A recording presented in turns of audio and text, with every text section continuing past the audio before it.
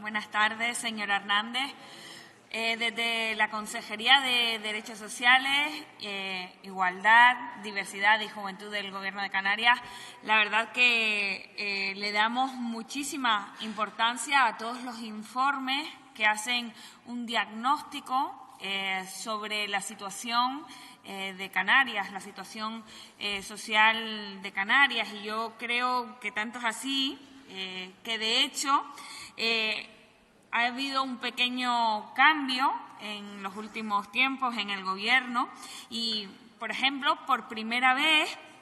hemos presentado conjuntamente el informe del estado de la pobreza elaborado por la Red Europea de Lucha contra la Pobreza y Exclusión Social en Canarias, lo cual yo creo que es tan solo un gesto, pero es un gesto que demuestra cuál es la voluntad de esta consejería de colaborar con todas las entidades, especialmente con las del tercer sector, para solucionar los grandes problemas que tiene esta tierra.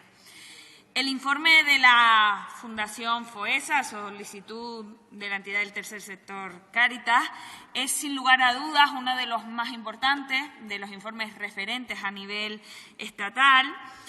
por el estudio de campo que se hace. De hecho, es tan complejo este estudio que no se realizaba o el último se había presentado en el año 2013.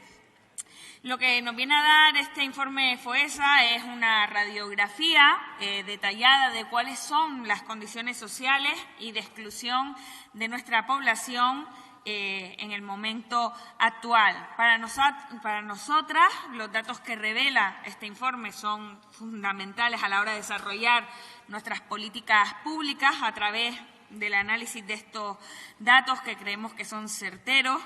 y que esto además nos va a permitir trabajar esta facilidad que nos pone, o esta herramienta o este instrumento que nos pone en la mano el tercer sector, nos da facilidad para buscar políticas más certeras que poder emprender para dar una vida con más dignidad a la ciudadanía de Canarias. Decir además que uno de los avances que se lograrán yo creo, con lo que estábamos hablando en la comparecencia anterior, que no es otra cosa que la Ley de Servicios Sociales, va a ser fundamental. Creo que la Ley de Servicios Sociales va a dar respuesta a muchos de esos retos que teníamos dentro de la comunidad autónoma y que no disponíamos de un texto que nos avalara a la hora de tomar decisiones importantes para solucionar estos problemas. En este sentido, queremos destacar también un trabajo que se ha hecho por parte de la Unidad Técnica de Análisis y de Planificación de la Consejería, la UTAP, que yo creo que no es muy conocida, pero hacen un trabajo excelente y que nos sirve, sin duda, de guía para la planificación también de políticas públicas del Gobierno de Canarias. No solo es todos esos datos que nos vuelcan las entidades del tercer sector, sino también yo creo que hay que valorar el trabajo que hace también el personal de la Casa y que es valiosísimo. Con respecto al contenido del informe FOESA sobre exclusión y desarrollo social de Canarias, volvemos a ver cómo se destaca que Canarias sigue estando a la cabeza en cuanto a indicadores de exclusión social, como bien has dicho, y es algo que no es ninguna novedad, ya lamentablemente es algo que no nos sorprende, pero revela a su vez que estos datos que nos hacen pensar que nos estamos encontrando ante un cambio social ya, porque el problema continúa en el tiempo. Es un problema que se está cronificando en nuestra sociedad.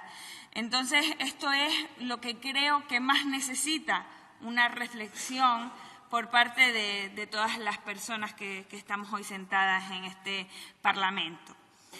a los conocidos problemas estructurales de nuestras islas, de desempleo, dependencia, ser muy dependiente de unos pocos sectores productivos, la dependencia del exterior, también sumamos un nuevo dato, y es que la población del archipiélago está envejeciendo de forma generalizada y que lo hace, además, a mayor velocidad en algunas de nuestras islas, sobre todo en las islas occidentales, donde casi 1 de cada 4 habitantes ya supera los 65 años, un dato que está muy por encima incluso hasta de la media estatal. Estos datos contrastan con los que se registraban a finales del siglo XX o finales del siglo XXI, donde nuestra comunidad autónoma seguía siendo una comunidad autónoma joven. Sin embargo, parece que la pirámide poblacional se está revirtiendo en Canarias y es algo que nos preocupa, porque ¿qué implicaciones tiene este cambio en nuestra pirámide poblacional? Pues mucho, implica un cambio radical en nuestra estructura social a todos los niveles, un cambio que se ha producido, creemos nosotros, demasiado rápido y al que nuestras estructuras sociales deben atender y deben atardarse. No solo nuestras estructuras sociales, sino también nuestras estructuras económicas, dándole una respuesta adecuada. Creo que una de las cosas que en el ámbito social ha afectado especialmente este envejecimiento de la población es la crisis de cuidados que se vincula a esa precarización de la vida de nuestras mayores, de nuestras dependientes y también, por qué no decirlo, a la vida de nuestras mujeres, porque mayoritariamente las personas que se dedican a los cuidados de nuestros dependientes, de nuestras personas mayores, son mujeres. El estudio de FOESA indica que el 34% de los hogares de Canarias necesita cuidados.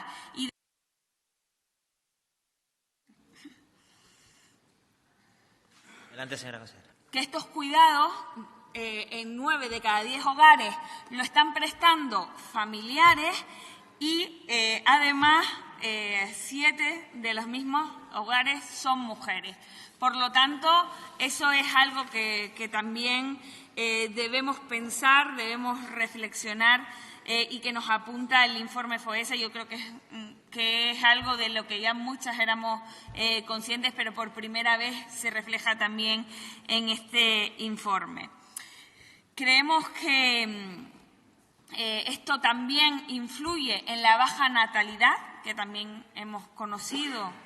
no solo en el informe, a través del informe FOESA, sino a través de otros datos estadísticos que se nos dan sobre nuestra comunidad autónoma, y es algo que nos preocupa, ¿no? Que nos preocupa y del cual podremos hablar en la segunda intervención, para también, por supuesto, que por parte de esta consejería queremos poner sobre la mesa pues medidas que intenten paliar la situación de pobreza y exclusión social por la que está atravesando Canarias. Pero la comparecencia que me pide la señora Hernández, como bien saben todos ustedes, es una valoración del informe FOESA. No obstante, pues por supuesto, en esta intervención también haremos una exposición de algunas de las medidas que se van a tomar, no solo por parte de la consejería, sino de todo el Gobierno de Canarias, para intentar poner solución a estos problemas a los que nos enfrentamos y a los que apunta el informe. No obstante, sí que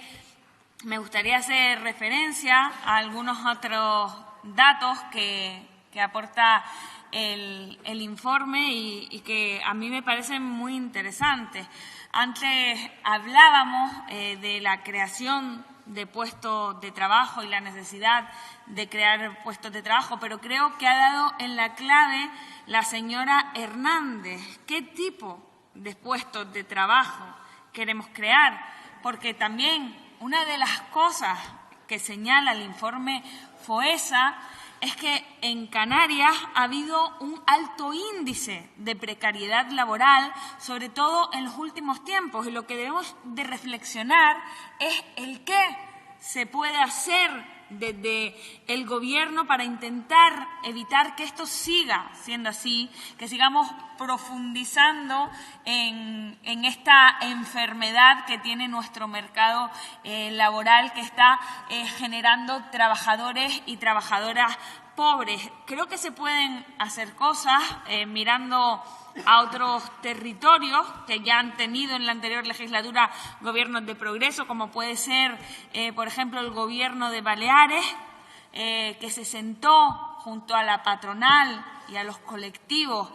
para generar un consenso en el cual se incrementaran los salarios de aquellos trabajadores que se dedicaban al motor de su economía, que no es otro que el turismo, al igual que aquí en Canarias. Creo que sería positivo emularlo, puesto que los trabajadores y trabajadoras de Baleares están muy por encima en sus condiciones laborales y salariales que los trabajadores del mismo sector aquí en Canarias. Y yo creo que cuando las cosas se están haciendo bien, hay que tomarlas como referente. Lo que la verdad que no tomo yo como referente es las noticias que han aparecido estos días en prensa. Hemos visto como hay alguna voz que ha dicho que sería interesante disminuir el IGIC al 5% para aumentar la contratación en nuestros alojamientos turísticos. La verdad es que no se entiende de ninguna manera. Una tierra que ha estado recibiendo en torno a 16 millones de turistas al año, donde ha crecido muy exponencialmente el número de turistas que nos estaban visitando y además el gasto que estos turistas hacían en nuestra tierra. Y cuando había época de bonanza, nadie decía, a ninguno de estos que ahora alzan la voz para decir que hay que reducir el IGIC, se les ocurría que a lo mejor había que invertir en mejorar las condiciones laborales de los trabajadores del sector. Ahora bien, ahora sí que cuando vienen las vacas flacas, la desaceleración económica, que es a nivel global, no solo a nivel de Canarias, ahora sí que miran hacia el sector público para rescates, para ayudas o para disminución de la fiscalidad. Pues sinceramente a mí no me parece de recibo. No me parece de recibo y además no comparto en mis valores y en mis principios, no comparto esos valores liberales porque creo que flaco favor han hecho a nuestra economía. Porque ¿de dónde vamos a sacar el dinero para sustentar nuestro estado de bienestar, para sustentar nuestra educación, nuestra sanidad, nuestros derechos sociales? Porque el dinero no llueve como el café en el campo, que decía Juan Luis Guerra, muy de moda, por cierto, en estos días. No, el dinero se recauda a través del esfuerzo que hacen nuestros ciudadanos y además debe ser un esfuerzo progresivo,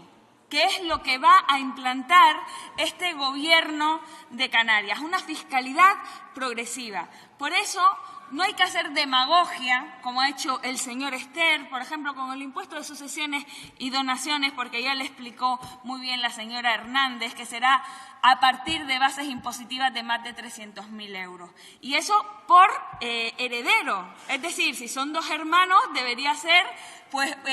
un patrimonio de unos 600.000 euros. ¿Usted cree que dentro de ese colectivo del que habla el informe FOESA hay personas que heredan de patrimonio más de 600.000 euros, señor Ester? Yo creo que no. Creo que lo que usted ha hecho es un ejercicio de auténtico cinismo.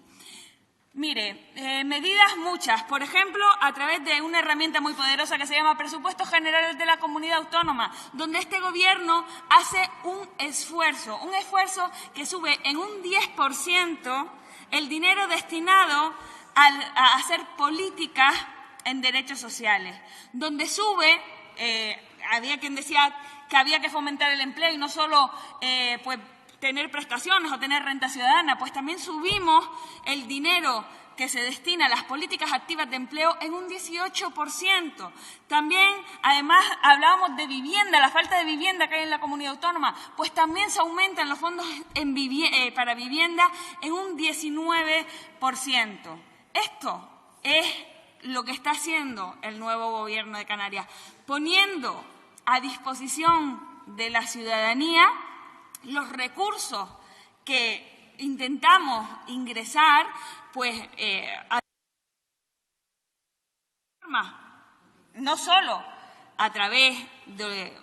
la fiscalidad progresiva, sino también a través, señor Ester, y se lo digo, de